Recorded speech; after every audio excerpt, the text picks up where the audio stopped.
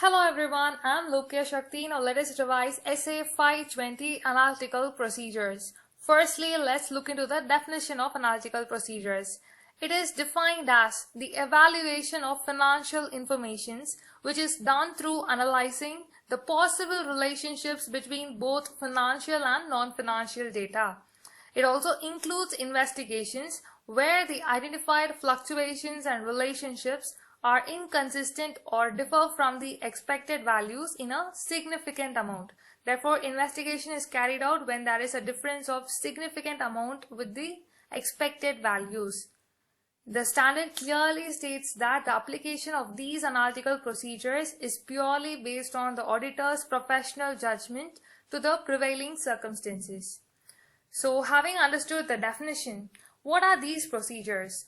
When designing and performing the analytical procedures, either alone or in combination with the test of details, the auditor shall take into consideration the following. First one is suitability.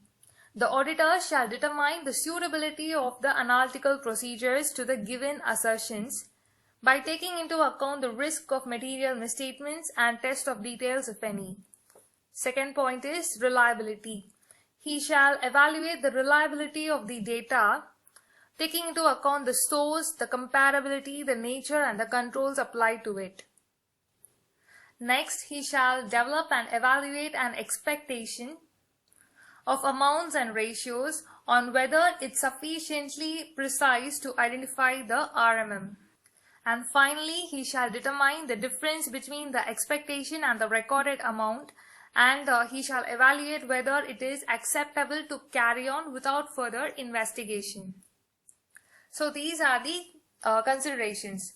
The auditor shall perform these analytical procedures near the end of the audit so that he is able to form an opinion on whether the financial statements are consistent with the auditor's understanding of the entity. And finally comes investigation, where the difference is from the results of the analytical procedures or of significant amount, then the auditor shall carry out an investigation. By investigation, firstly he shall inquire the management and then obtain sufficient appropriate audit evidence which are relevant to the management's responses. And then he shall perform other audit procedures as he finds necessity to the circumstances. So these are the analytical procedures discussed by Essay 520. I hope it was useful. Thank you for listening.